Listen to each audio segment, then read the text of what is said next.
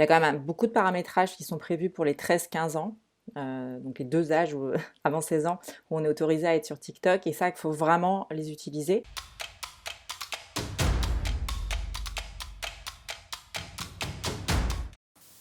Christophe, quels sont les outils qu'on peut donner aux parents justement pour s'armer face aux dangers qui ont été cités et par Justine et par Corentin? La première attitude à avoir pour les parents, de toute façon, c'est de s'intéresser à l'application, comme on l'a déjà dit, pour bien comprendre comment elle fonctionne, bien comprendre comment se réalise une vidéo, euh, bien comprendre aussi comment fonctionne la partie sociale avec les amis, euh, avec le chat privé, savoir à partir de quel âge le chat privé est disponible. Je crois que c'est à partir de 16 ans pour TikTok. Euh, Tous les messages privés en dessous de 16 ans ne sont pas disponibles pour les utilisateurs. Ce qui est quand même une vraie différence par rapport à d'autres applications d'ailleurs. Mais sur ces points-là, TikTok finalement a été un peu plus attentif que d'autres applications comme Instagram ou Messenger. Ensuite, c'est regarder les paramètres justement de confidentialité qui sont proposés par l'application, s'y intéresser, expliquer et le faire ensemble avec les ados, savoir qu'est-ce qui est bon, qu'est-ce qui n'est pas bon. Et puis après, effectivement, c'est surtout un dialogue avec l'adolescent, surtout quand il est très jeune, parce que c'est vrai qu'avec YouTube, avec TikTok, tiens, lapsus un peu révélateur. Avec TikTok, justement, on peut très vite faire des TikTok, justement, avec plusieurs centaines de vues. C'est extrêmement puissant, on est très étonné au début, on a très peu d'abonnés et on peut avoir 800 vues sur une vidéo et on se dit mais waouh, ça y est, je suis populaire. Et quand on est tout jeune, effectivement, ça peut développer un côté narcissique aussi qui est pas forcément bon. Il faut vraiment accompagner ça et expliquer à l'adolescent, c'est pas parce qu'il a 800 vues que c'est une star, quoi. C'est juste que le fonctionnement de TikTok produit un visionnage massif de vidéos et que par conséquent, c'est assez commun finalement d'avoir plusieurs centaines de vues sur une vidéo. Justine, pour clôturer ce débat, qu'est-ce qu'on fait lorsque l'enfant justement a été victime? Il y a des cas qui ont été mis en avant dans les journaux, dans les médias, hein, de harcèlement, mais aussi des cas beaucoup plus extrêmes qui vont jusqu'au suicide. Comment, lorsque l'enfant a été confronté à une de ces problématiques, comment est-ce qu'on en parle en tant que parent? Alors déjà, pour enchaîner sur ce qu'a dit Christophe, je voulais réaffirmer ce qu'il a dit, c'est-à-dire qu'effectivement, il y a quand même beaucoup de paramétrages qui sont prévus pour les 13-15 ans, donc les deux âges avant 16 ans, où on est autorisé à être sur TikTok, et ça, il faut vraiment les utiliser. Il y a effectivement la messagerie privée qui est interdite, il y a le compte qui est privé par défaut. Il y a l'incapacité justement que notre vidéo pour le coup soit suggérée à d'autres comptes par défaut, on ne peut pas faire des duos, etc. Enfin, il y a un certain nombre de choses qui sont vraiment très privatisées, je dirais, et qui permettent de commencer à utiliser TikTok de façon, alors ce qui paraît un peu contradictoire, mais quand même privée, c'est-à-dire de tester toutes ces fonctionnalités, l'usage, sans tout de suite être jeté dans le grand monde de l'hyper-publicité au sens d'être public. Et ça, ça a deux, et c'est pour ça que je vais répondre à ce que vous dites justement, c'est que ça protège votre enfant et ça lui permet effectivement d'apprendre, voilà, pas à pas. Vous, ça vous rassure un peu comme parent. Et puis, ça va l'aider à savoir que ces paramètres-là existent parce que 13-15 ans, c'est par défaut. À partir de 16 ans, ça l'est plus, mais ils continuent à exister, ces paramétrages. Et en fait, vous pouvez les utiliser tout le temps.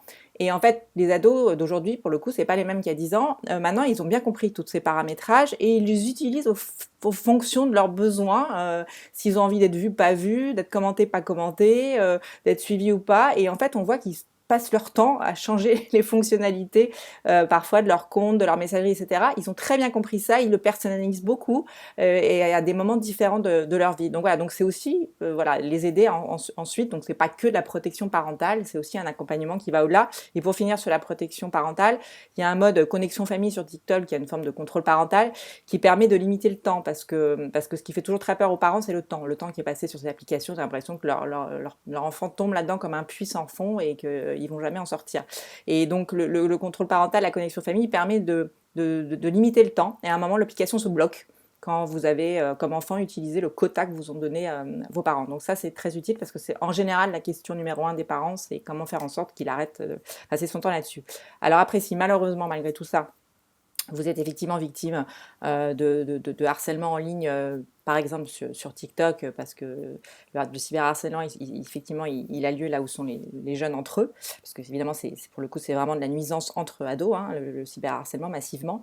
Là, en fait, c'est un peu toujours les mêmes réflexes. D'abord, il faut faire des captures d'écran de tout ce qu'on a comme preuve du fait qu'on est cyberharcelé, parce que c'est le seul avantage du cyberharcèlement par rapport au harcèlement, c'est qu'on a des preuves, ce qui est assez unique, hein, parce que le harcèlement en général, c'est impossible à prouver, mais là, avec le cyber, on a vraiment des éléments de preuve. Il faut bloquer tous les gens qui vous nuisent et qui vous harcèlent, ça sert à rien de rester en relation avec eux, et à moins d'avoir la dextérité qu'a Corentin pour gérer des gens agressifs, en général, ça ne fait que monter la pression, et franchement, ça sert à rien. Donc, si on n'a pas été capable tout de suite de mettre fin en disant stop, et ça, tout le monde n'est pas capable, on bloque et on arrête. En plus, ça sert à rien de continuer à souffrir, c'est totalement inutile. On signale. TikTok, comme toutes les applications, a un lieu de signalement où on peut signaler qu'on est victime de harcèlement. Pourquoi ? Parce que le harcèlement, c'est interdit sur leur plateforme. Ils le disent quand vous rentrez dedans.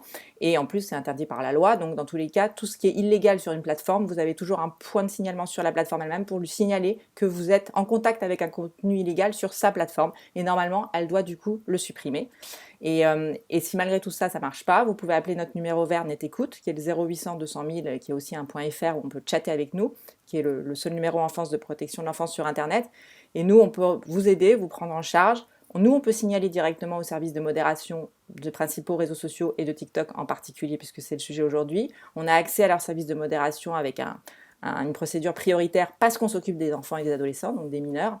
Et quand on leur signale des contenus, vraiment dans l'heure ou les 2 heures qui suivent maximum, c'est retiré, c'est supprimé, donc ça a une vraie action. Après, derrière ça, si c'est des problématiques de harcèlement qui dépassent largement le cyber, les parents peuvent intervenir dans d'autres sphères de leur enfant, si c'est à l'école, si c'est dans un lieu, et puis dans des cas très très très très graves, on peut évidemment aller porter plainte, etc. Mais voilà, mais c'est pas le sujet.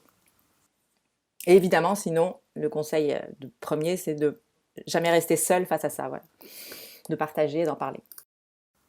Toi, Corentin, est-ce que tu as des conseils justement à partager pour que les vidéos qui sont faites restent safe et n'entraînent pas ce genre de dérive qu'on peut observer ici et là? Alors du coup, je vais aller sur un axe un peu différent que celui que Justine vient d'aborder, puisque tous les conseils qu'elle a donnés, évidemment, moi je ferai pas mieux.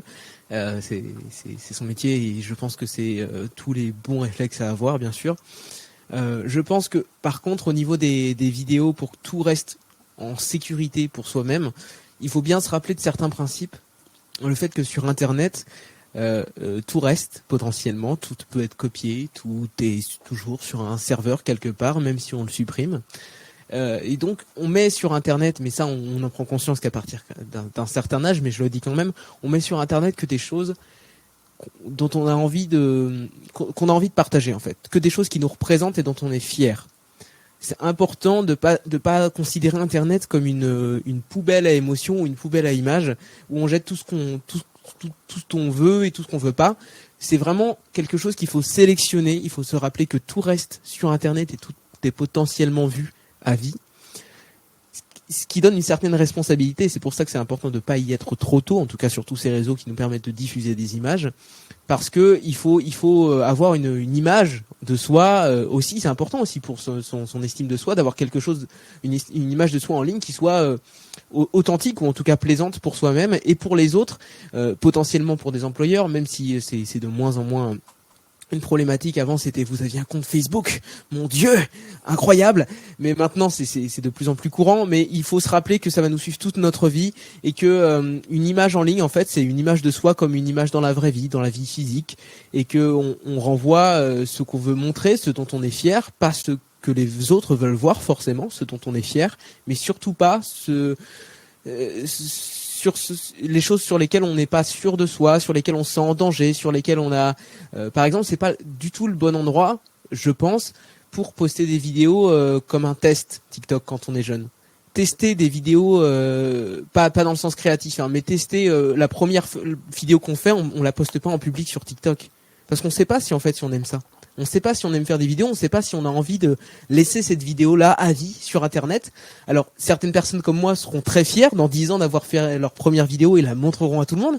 Mais beaucoup plus de monde seront un peu honteux ou seront pas trop sûrs de quoi en faire de cette vidéo. Donc, il vaut mieux publier en privé, quitte à envoyer même, utiliser TikTok, la publier en privé et télécharger la vidéo et l'envoyer à ses amis par Messenger, par exemple. Ce genre de choses-là sont c'est un cercle beaucoup plus fermé que l'auditoire public et balancer ça sur Internet en public pour l'éternité, j'ai envie de dire. Le mot de la fin pour Christophe. Christophe, est-ce qu'on fait des vidéos TikTok avec ses enfants, donc en tant que parent, ou bien est-ce qu'on s'abstient de faire ça et de laisser ça sur la toile pour l'éternité ? J'allais dire un peu les deux. Je pense que ça peut être en tout cas une bonne solution que les parents puissent participer avec leurs enfants à faire des vidéos sur TikTok. Il y en a beaucoup qui le font. Alors, il ne faut pas que ce soit après aussi systématique ou que ce soit une espèce de délire parent-enfant qu'on va faire partager à l'ensemble du monde. Mais ça peut être intéressant. En tout cas, ça permet aussi aux parents de mieux comprendre le fonctionnement de TikTok. Et après, voilà, là, on commence à rentrer dans un univers familial. Est-ce que c'est le lieu TikTok pour partager des moments privés, familiaux? C'est une question à se poser aussi. Faut vraiment faire attention pour prolonger ce que disait Corentin sur qu'est-ce que je filme, où je filme, avec qui je filme. Ce sont des questions qu'il faut vraiment se poser.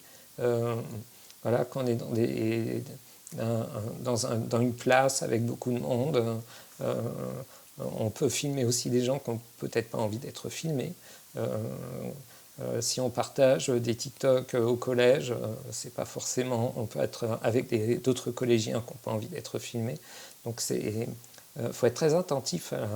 J'allais dire c'est pareil pour tous les médias, mais c'est pareil quand on prend une photo, mais c'est la même chose pour un TikTok. Surtout quand on fait des TikTok dans l'espace public, c'est important de faire attention. Après, pour les parents, pourquoi pas?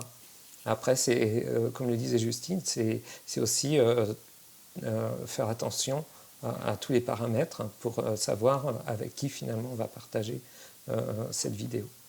Et bien avec tous ces bons conseils, j'espère que les parents qui nous ont écoutés seront mieux armés. Merci à vous trois d'avoir participé à ce podcast et on se retrouve le mois prochain pour un nouvel épisode en collaboration avec Geek Junior. Merci beaucoup. Salut. Merci. Merci. Au revoir.